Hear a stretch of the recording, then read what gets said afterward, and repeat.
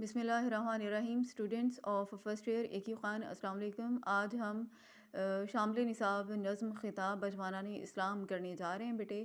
اس کے شاعر علامہ محمد اقبال ہیں، جو کہ 1870 میں پیدا ہوئے اور 1938 میں ان کا انتقال ہوا. علامہ محمد اقبال کی شخصیت کسی بھی تعارف کی محتاج نہیں ہے. علامہ اقبال کے تعارف کے حوالے سے کچھ کہنا دراصل سورج کو چراغ دکھانے کے مترادف ہے، کیونکہ ہم بچپن سے ہی علامہ محمد اقبال کے علمی و ادبی کارناموں کے بارے میں پڑھتے آئے ہیں. اور علامہ اقبال کے جو علمی و ادبی کارنامے ہیں وہ ان کی ایک خاص اہمیت ہے. وہ دراصل قوم کا درد اپنے دل میں محسوس کرنے والے شاعر تھے. وہ نباز ملت تھے، حکیم الامت تھے، مفکر پاکستان تھے، مصور پاکستان تھے، اور شاعر مشرق بھی ان کو کہا جاتا ہے. علامہ اقبال کی شاعری کی جو خصوصیت ہے اس کے حوالے سے ان کے نقاد یہ کہتے ہیں کہ علامہ اقبال کو ہم پیغمبر نہیں کہہ سکتے، لیکن علامہ اقبال نے اپنی شاعری کے ذریعے سے پیغمبری کی. اور علامہ اقبال کی شاعری کو قرآن پاک کی عملی تفسیر بھی کہا جاتا ہے. اور اقبال کا خود اس حوالے سے ایک بہت خوبصورت شعر ہے جس میں وہ کہتے ہیں کہ دیا تھا جو پیام زندگی نطق محمد نے، اسی پیغام کو اقبال دہراتا ہوا آیا. یعنی جو قرآن کا پیغام ہے، اقبال نے اپنی شاعری میں اسی پیغام کو دہرایا ہے اپنی قوم کے سامنے. اور جیسا کہ ہم جانتے ہیں کہ شاعری جو ہے یہ اپنا پیغام اپنی قوم تک پہنچانے کا ایک ایسا میڈیم، ایک ایسا ذریعہ ہے جو زیادہ پر اثر ہوتا ہے، کیونکہ نثر کے مقابلے میں شاعری کی زبان میں کہی گئی بات زیادہ مؤثر ہوتی ہے.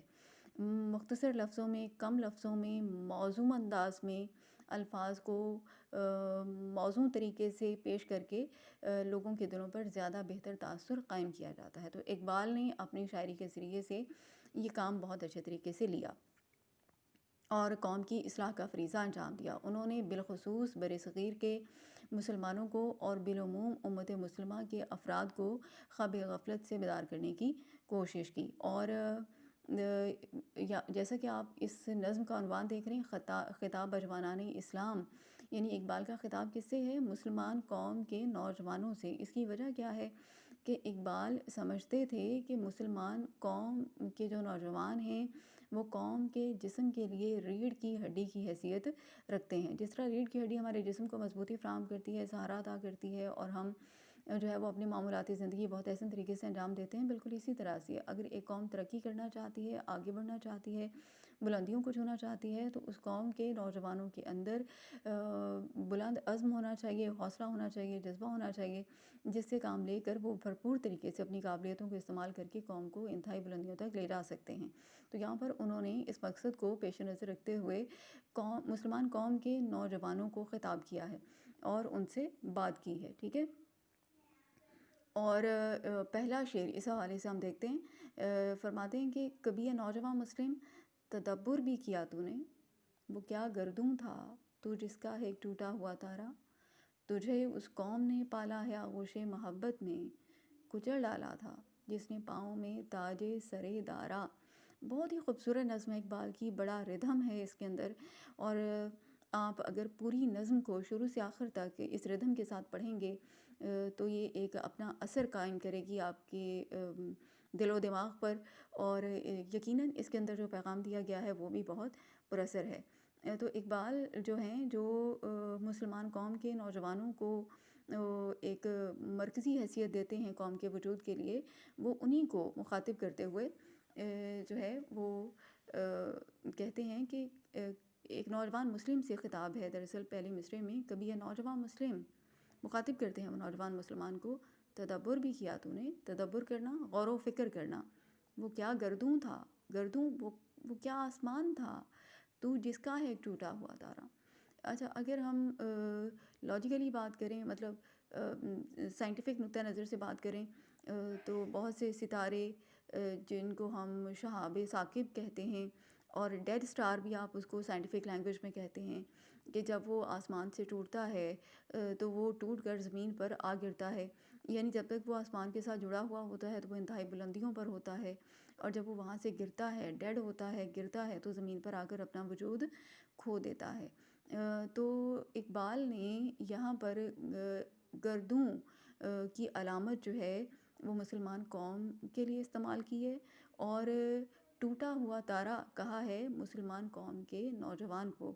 اور دراصل اقبال نے مسلمانوں کے زوال کی وجہ یہاں پر ڈھونڈنے کی کوشش کی ہے، اور مسلمان قوم کے نوجوان کو یہ بات سمجھانے کی کوشش کی ہے کہ کبھی تم نے اس بات پر غور کیا ہے کہ تمہارے زوال کی بنیادی وجہ کیا ہے، اور کبھی تم نے اس بات پر غور کیا ہے کہ تم ترقی کی کن بلندیوں پر تھے۔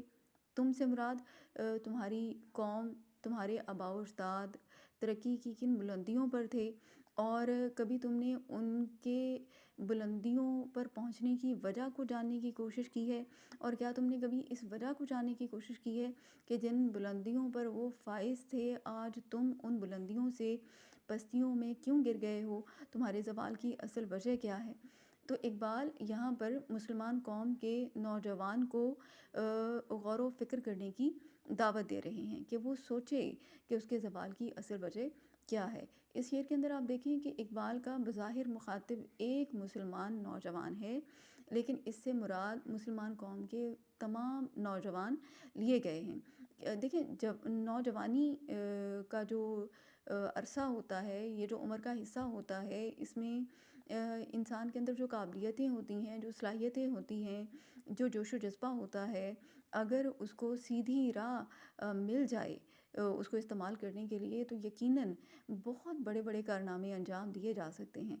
تو اقبال نے برصغیر کے مسلمان نوجوان کو اس کی زوال کی حالت سے نکالنے کے لیے اسے یہاں پر غور و فکر کرنے کی دعوت دی ہے، اور اسے یہ سمجھانے کی کوشش کی ہے کہ وہ اپنے آباء و اجداد کے حالات پر غور کرے کہ وہ اگر بلندیوں پر فائز تھے تو اس کی وجہ کیا تھی، اور اگر آج برصغیر کے مسلمان زوال کا شکار ہیں تو اس کی وجہ کیا ہے۔ ٹھیک ہے، اور اقبال نے مسلمان قوم کے نوجوان کو اپنی اصلیت کو جاننے کی دعوت دی ہے یہاں پر۔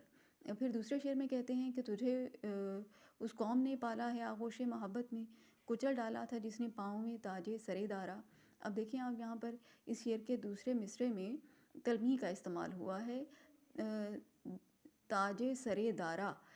اس میں دارا جو ہے یہ تلمیحاً استعمال ہوا ہے، جیسے کہ آپ جانتے ہیں، ہم پڑھتے ہیں کہ مصر کا بادشاہ فرعون کہلاتا تھا، اور ایران کا بادشاہ دارا کہلاتا تھا۔ مختصراً میں آپ کو یہ بات بتا رہی ہوں، مختصراً آپ یہ سمجھ لیں کہ ایران کے بادشاہ کو اس زمانے میں دارا کہا جاتا تھا۔ علامتی طور پر یہاں پر ایران کے بادشاہ کے لیے دارا کا لفظ جو ہے وہ استعمال ہوا ہے، تلمیحاً بھی استعمال ہوا ہے، کیونکہ اس کے پیچھے ایک بڑا واقعہ ہے۔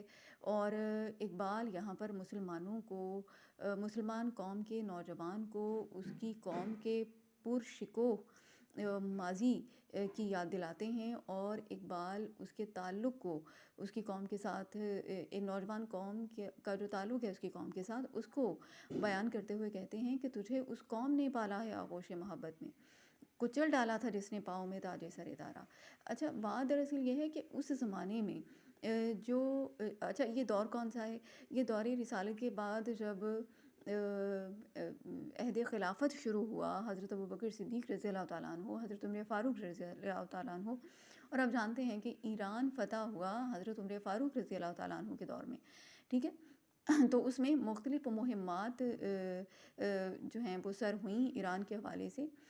حضرت مسنا بن حارثہ نے حملہ کیا، انہوں نے یہ مہم سر کی۔ پھر حضرت سعد بن ابی وقاص نے حملہ کیا ایران پر، اور ایران کو فتح کیا گیا۔ ٹھیک ہے، تو یہ لوگ کون تھے جنہوں نے ایران، جو کہ اس زمانے کی سپر پاور تھا، جیسے کہ آج کل امریکہ ہے، اور کوئی بھی امریکہ کی طرف آنکھ اٹھا کر دیکھنے کی جرات نہیں کرتا، بالکل یہی حال ایران کا تھا۔ ایران اس زمانے کی سپر پاور تھی۔ ٹھیک ہے، تو اقبال مسلمانوں کو ان کے شاندار ماضی کی یاد دلاتے ہوئے کہتے ہیں کہ تمہارا تعلق اس قوم سے ہے کہ جس قوم کے افراد نے ایران کے بادشاہ دارا کا تاج اپنے پاؤں تلے کچل ڈالا تھا۔ تو تجھے اس قوم نے اپنی آغوش محبت میں پالا ہے۔ آغوش محبت میں پالنے سے مراد یہ ہے کہ تمہارا تعلق اس عظیم قوم سے ہے جس نے اپنی بہادری، شجاعت اور جرأت مندی کی بدولت انہوں نے ایران جیسی سپر پاور کے بادشاہ دارا کا تخت و تاج اپنے پاؤں تلے کچل ڈالا تھا۔ تو تمہیں غور و فکر کرنے کی ضرورت ہے کہ اگر وہ ان بلندیوں پر فائز تھے تو اس کی وجہ کیا تھی، اور اگر آج تم زوال کا شکار ہو تو اس کی وجہ کیا ہے۔ ٹھیک ہے، تو وجہ صاف ہے، اور یہ بات ہم پہلے بھی بہت دفعہ کر چکے ہیں کہ اگر ہمارے آباء و اجداد ان بلندیوں پر فائز تھے تو اس کی وجہ کیا تھی۔ اقبال نے خود فرمایا، وہ معزز تھے زمانے میں مسلمان ہو کر، اور تم خوار ہوئے تارک قرآن ہو کر۔ سیدھی سی بات ہے کہ جب تک مسلمان اسلامی روایات اقدار کی پیروی کرتے رہے اور اسلامی تعلیمات کو انہوں نے اپنی زندگیوں پر لاگو کیے رکھا تو وہ انتہائی بلندیوں پر فائز رہے۔ اور جب انہوں نے ان تعلیمات سے مطلب جب مسلمان قوم نے ان تعلیمات سے روگردانی اختیار کی تو زوال ان کا ہمیشہ کے لیے مقدر بن گیا۔ تو اقبال یہاں پر مسلمان قوم کے بظاہر ایک نوجوان کو مخاطب کرتے ہوئے اور عام طور پر مسلمان قوم کے تمام نوجوانوں کو مخاطب کرتے ہوئے انہیں غور و فکر کرنے کی دعوت دے رہے ہیں، اور ان کا تعلق بیان کرتے ہوئے کہتے ہیں کہ ان کا تعلق کس عظیم قوم سے ہے کہ جس نے ایران جیسی سپر پاور کو اور اس کے بادشاہ کے تخت و تاج کو اپنے پاؤں تلے روند ڈالا تھا۔ ٹھیک ہے، پھر وہ کہتے ہیں کہ تمدن آفریں خلاق آئین جہاں داری، وہ صحرائے عرب یعنی شتر بانوں کا گہوارہ۔ تمدن رہنے سہنے کے طریقے، آفریں تخلیق کرنا، تمدن آفریں یہ اس ترکیب کا مطلب کیا ہے، رہنے سہنے کے طریقے تخلیق کرنا، اور خلاق کا مطلب بھی تخلیق کرنا، کریٹ کرنا، آئین قوانین، جہاں داری دنیا میں زندگی گزارنے کے طور طریقے تخلیق کرنا، اور تمدن آفریں رہنے سہنے کے طریقے تخلیق کرنا، یعنی اس سے مراد ہمارا تہذیب و تمدن ہے۔ تو اقبال کہتے ہیں کہ تمدن آفریں خلاق آئین جہاں داری، وہ صحرائے عرب یعنی شتر بانوں کا گہوارہ۔ جیسا کہ ہم لوگ جانتے ہیں کہ اسلام کا آغاز کہاں سے ہوا، صحرائے عرب سے ہوا، مکہ کی سرزمین سے ہوا، اور وہ صحرائی علاقہ تھا، اور صحرا کے رہنے والے لوگ جو ہیں ان کا پیشہ کیا تھا، وہ شتر بان تھے، وہ اونٹ پالتے تھے۔ آپ کو پتہ ہے نا صحرائی علاقوں میں اونٹ جو ہے وہ صحرائی جانور ہے، اور اس کو ریگستان کا جہاز بھی کہا جاتا ہے، اور اس کا جو آپ یوں کہہ لیں کہ اللہ پاک نے اس کو جس طرح سے تخلیق کیا ہے وہ صحرائی علاقوں میں زیادہ بہتر طریقے سے سروائیو کر سکتا ہے۔ تو وہاں کے لوگ جو تھے وہ اس حوالے سے اونٹ پالتے تھے، اور اونٹ پالنے کی مناسبت سے ان کو شتر بان کہا گیا ہے۔ شتر فارسی میں اونٹ کو کہتے ہیں، اور شتر بان اونٹ پالنے والوں کو کہتے ہیں۔ تو وہ لوگ تو شتر بان تھے، اونٹ پالتے تھے، وہ لوگ خانہ بدوش تھے، پانی کی تلاش میں ایک جگہ سے دوسری جگہ صحرا کا سفر کرتے تھے۔ مطلب آپ یوں کہیں کہ زمانہ جاہلیت تھا، اور وہاں پر تہذیب و تمدن نام کی کوئی چیز موجود نہیں تھی، اور یہ قبل از اسلام کا معاشرہ تھا جہاں پر جہالت عام تھی، اور زندگی گزارنے کا کوئی شعور اور طریقہ اور سلیقہ لوگوں کے پاس موجود نہیں تھا۔ لیکن جب نبی پاک صلی اللہ علیہ وآلہ وسلم اس خطۂ عرب میں اسلام کی تعلیمات کے ساتھ تشریف لائے تو اور ان لوگوں نے آپ صلی اللہ علیہ وآلہ وسلم کے پیغام کو، دین حق کے پیغام کو قبول کیا، تو اس کے نتیجے میں وہی لوگ جو شتر بان تھے، جو صحرا کے رہنے والے تھے، جن کے پاس تہذیب و تمدن نام کی کوئی چیز نہیں تھی، جو زمانہ جاہلیت میں اپنی زندگیاں گزار رہے تھے، جب حق کی روشنی ان کے پاس پہنچی اور انہوں نے حق کی اس روشنی کو اپنی زندگیوں میں قبول کیا، تو اللہ پاک نے اس کی برکت سے ان کی زندگیوں میں ایک انقلاب برپا کر دیا، اور صحرائے عرب کے وہ لوگ جو شتر بان تھے، جو اونٹ پالتے تھے، جن کے پاس زندگی کا کوئی سلیقہ نہیں تھا، وہ تہذیب و تمدن، پوری دنیا کو تہذیب و تمدن سکھانے والے بن گئے۔ تہذیب کیا ہے؟ تہذیب ہماری زندگی گزارنے کے طریقے ہیں۔ تمدن کیا ہے؟ ہمارے رہنے سہنے کے۔ تہذیب دراصل ہماری اخلاقیات ہیں، ہماری اقدار ہیں، ہماری روایات ہیں، اور تمدن کیا ہے؟ ہمارے رہنے سہنے کے طریقے ہیں۔ تو جب صحرائے عرب کے ان لوگوں نے دین کی تعلیمات پر بھرپور طریقے سے عمل کیا تو وہی لوگ جن کو زندگی گزارنے کا کوئی سلیقہ کوئی طریقہ نہیں تھا، وہ پوری دنیا کو زندگی گزارنے کے طریقے اور سلیقے سکھانے والے بن گئے، ٹھیک ہے۔